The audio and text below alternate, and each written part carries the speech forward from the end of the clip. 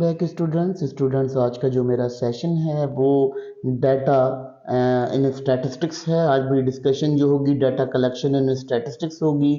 मैं इसके प्रोसेस के बारे में बताऊंगा आपको कि इसकी क्या प्रोसेसेस होते हैं, किस तरह से होता है। बेसिकली जो रिसर्चर होता है वो रिसर्चर क्या करता है कि वो एक डेटा को स्टडी करता है और उसके बाद उस डेटा को कलेक्ट करके एक प्रॉपर एक्यूरेट रिजल्ट बनाता है और एक रिलेवेंट इंफॉर्मेशन के अंदर तब्दील करता है। ये तब्दीली जो है वो कहलाती है आपका डाटा कलेक्शन प्रोसेस कहलाता है। डाटा कलेक्शन प्रोसेस जो है डिफरेंट डिपार्टमेंट्स के स्टैटिस्टिकल्स को देखकर होता है, स्टैटिस्टिकल्स की मद में होता है और उसकी अकॉर्डिंग होता है। फिर इससे प्रोडिक्शन करने में और हाइपोथेसिस करने में आसानी होती है। अब हम बात करते हैं आइडेंटिफिकेशन ऑफ वेरिएबल। अगर हम आइडेंटिफिकेशन करते हैं किसी वेरिएबल की, वेरिएबल्स क्या होते हैं, जैसे हमारी इकोनॉमी के अंदर बहुत सारे वेरिएबल्स मौजूद होते हैं, जैसे कि एक्सपेंडिचर है, सेविंग है। इन तमाम चीज़ों को हम जब वेरिएबल्स कंसीडर करते हैं, जब इन वेरिएबल्स को आइडेंटिफाई करने के लिए हम क्या करते हैं, हम उनको करेक्टराइज करते हैं और उनकी प्रॉपर्टीज बनाते हैं जब हम डाटा को कलेक्ट कर रहे होते हैं, जब डाटा की कलेक्शन चल रही होती है। तो ये आइडेंटिफिकेशन ऑफ वेरिएबल हम वहीं पे कर लेते हैं कि एक्सपेंडिचर है, ये हमारा मीन है, ये हमारा मीडियन है और ये हमारा मोड है। बेसिकली बहुत इंपॉर्टेंट टॉपिक होता है क्योंकि आइडेंटिफिकेशन करने से आपको आपका जो डाटा होता है वो बहुत इंप्रूव फॉर्म में मिलता है। फिर सैम्पलिंग आ जाती है। सैम्पलिंग क्या होती है कि एक आपको पूरा का पूरा डाटा मिलता है, पूरा का पूरा डाटा मिलता है, यानी 3 साल का या 2 साल का आपको स्टैटिकल डाटा मिलता है, लेकिन आपने एक स्पेसिफिक पीरियड ऑफ टाइम के ऊपर सर्च करना होता है। तो आप क्या करते हो, उसमें से वो स्पेसिफिक टाइम ऑफ पीरियड को निकाल लेते हो।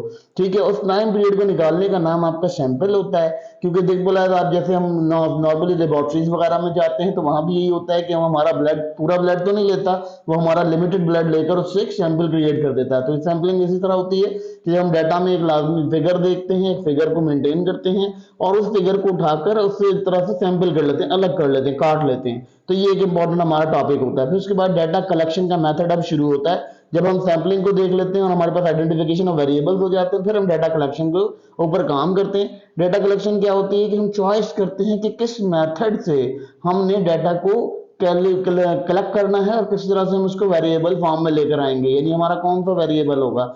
और डाटा के जो कॉमन डाटा है, यानी जो कॉमन डाटा है उसको हम एक स्पेशल डाटा कैसे बनाएंगे और उसका एक्सपीरियंस कैसे करेंगे। फिर उसके बाद हम क्या करते हैं, सर्वेज, एक्सपेरिमेंट करते हैं, डिफरेंट ऑब्जर्वेशन लेते हैं, लोगों के इंटरव्यूज करते हैं। उस तरह से हमारे पास डाटा को जमा करने में आसानी होती है। डाटा हम जमा ऐसे करते हैं कि सर्वे करते हैं, ऑब्जर्वेशन करते हैं, इंटरव्यूज करते हैं, उसके अकॉर्डिंग हमारे पास ये होता है। फिर हम करते हैं इंस्ट्रूमेंट एंड टूल। बाद दफा हम क्या करते हैं, रिसर्च करने के लिए टूल्स और इंस्ट्रूमेंट का इस्तेमाल करते हैं। अगर हम कोई किसी किस्म की ऐसी डेजिग्नेशन पर हैं जहां सर्वे क्रिएटिंग हमारा काम होगा, तो हम क्वेश्चनर बनाएंगे, ऐसे क्वेश्चन बनाएंगे जिससे हमें एंगेजमेंट करने में, क्राउड को एंगेज करने में बहुत आसानी हो सके। ठीक है, फिर हम क्या करेंगे, हम प्रोटोकॉल प्रोवाइड करेंगे यूजिंग मेजरमेंट, डिफरेंट मेजरमेंट को यूज करेंगे। हम इंस्ट्रूमेंट्स को अलाउ करेंगे कि दूसरे इंस्ट्रूमेंट्स हम उसके अंदर केयरफुली इंस्ट्रक्ट करेंगे कि किस तरह से हमने इसको इंश्योर करना है। वैलिडिटी बनाएंगे, इसकी वैलिडिटी को क्लैरिफाई करने के लिए हम इस डाटा को यूज करेंगे।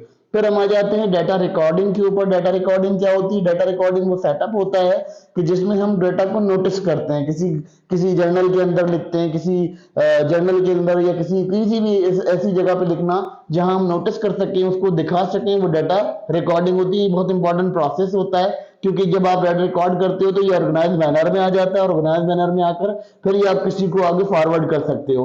बेसिकली जब भी कोई रिसर्चर होता है, रिसर्चर को बहुत इंपॉर्टेंट काम होता है कि उसको डाटा ऑर्गेनाइज करना, ये रिकॉर्डिंग उसकी बहुत प्रॉपर करे ताकि जो अगला बंदा जिसको एनालाइज करे या उस बंदे को जो उसको डाटा को स्टडी करे, उसे स्टडी करने में बहुत आसानी हो सके। ठीक है, फिर होता है क्वालिटी कंट्रोल। हम डाटा के अंदर क्वालिटी भी चेक करते हैं। हम क्वालिटी कैसे चेक करते हैं, कुछ वेरिएबल ऐसे होते हैं जो हमारे पास क्वांटिटी फॉर्म में होते हैं, कुछ होते हैं क्वालिटी फॉर्म में। तो हम क्या करते हैं, हम डेटा को क्वालिटाइज करते हैं कि यदि क्वालिटी हमारी डेटा में बहुत अच्छी होनी चाहिए, हमारे जो वेरिएबल्स हैं वो बहुत वेरीफाइड होने चाहिए, हमारी एक्यूरेसी, हमारी जो रिलायबिलिटी ऑफ कलेक्शन डेटा है उसमें बहुत सारा स्पेस होना चाहिए। इसके अलावा हम चेकिंग करते हैं एरर्स की, आउटलेयर्स की, यदि कोई एरर आ रहा है, कोई आउटलेयर आ रहा है तो उसको हम कंप्लीट करते हैं। फिर हम क्या करते हैं, हम रिसर्चर को, जो रिसर्चर होता है वो लाजमी तौर पे वैलिडेट चेक करता है कि आपके पास जो भी लेवल ऑफ डिस्कशन है वो बिल्कुल प्रॉपर है या नहीं है। फिर एथिकल कंसिडरेशन, जब इथिकल कंसिडरेशन के ऊपर बात करते हैं, इथिकल कंसिडरेशन क्या होती है कि आपको उसको बनाने के आदाब आने चाहिए, आप उसके आदाब को ख्याल रखें डाटा को जब आप रिसर्च कर रहे हो। बेसिकली जब रिसर्चर रिसर्च करता है तो उसके पास प्रॉब्लम ये आ जाता है कि उसको डाटा की इंश्योरिंग नहीं होती कि किस तरह से उसको जो है कॉन्फिडेंटली किस तरह से उसको पार्टिसिपेट करेगा और डाटा किस तरह से उसको जो है वो कंसेंट करेगा, यानी इसका डाटा जो है वो किस तरह से उसको एवेल्युएट करेगा, दिखाएगा अपने सिस्टम में। उसको एथिकली उसको कंसीडर करना आना चाहिए कि ये वेरिएबल यहाँ होगा तो इस वजह से मेरा डाटा ज्यादा अच्छे से पब्लिश्ड हो जाएगा। फिर होता है डाटा स्टोरेज। अब बहुत इंपॉर्टेंट अमल आता है जो डाटा स्टोरेज का आता है। डाटा स्टोरेज क्या होती है कि डाटा स्टोरेज हम इस तरह से कह सकते हैं कि जैसे हमारे पास कोई डाटा मौजूद है, लेकिन अब क्या होता है बाद दफा डाटा जो है वो फॉर्मलेस हो जाता है, गायब हो जाता है, तो हमें उस डाटा के अंदर बहुत प्रॉब्लम आ जाती है। इन प्रॉब्लम को रिजॉल्व करने के लिए हम क्या करते हैं, हम डाटा स्टोरेज की मदद लेते हैं और डाटा स्टोरेज की मदद से हम इसको ऐसी जगह स्टोर करते हैं कि जब हम अगले कई साल बाद भी स्टडी करें तो वो डाटा हमारे पास बिल्कुल प्रॉपर हो। जैसे लाइब्रेरीज हो गई, डिफरेंट तरह की रिसर्चिंग डिपार्टमेंट्स हो गए जो इस चीज की सपोर्ट करते हैं, जैसे लाइब्रेरीज में करते हैं। इसके अलावा ऑथोराइज डिपार्टमेंट्स होते हैं कुछ गवर्नमेंट के, वहां पर रखते हैं। हम बात कर लेते हैं ओवरव्यू ऑफ दिस स्लाइड, यानी हमने इस स्लाइड में जो बात की, तो डाटा अगर आपका बहुत इफेक्टिव होगा तो ऑलमोस्ट उसका जो रिजल्ट होगा वो बहुत एक्यूरेट होगा, उसकी एक्यूरेसी बहुत जबरदस्त होगी, उसकी एक्यूरेसी के ऊपर जो बहुत ज्यादा इफेक्टिव वे में आप चल सकेंगे। आपका जब डाटा जितना भी प्रॉपर डाटा होगा, जितना भी बेहतरीन डाटा होगा, वो उतने ही बेहतरीन तरीके से आपका जो डाटा है उसका एनालिसिस कर सकेगा। जो रीडर होगा या रिसर्चर होगा वो आपके डाटा को बिल्कुल प्रॉपर वे में रीड कर सकेगा और उसको राइट कर सकेगा। इसलिए अभी जब डाटा क्रिएट करते हैं तो हम इस चीज का ख्याल रखते हैं कि हमारे पास जो डाटा है वो प्रॉपर वे में आ सके।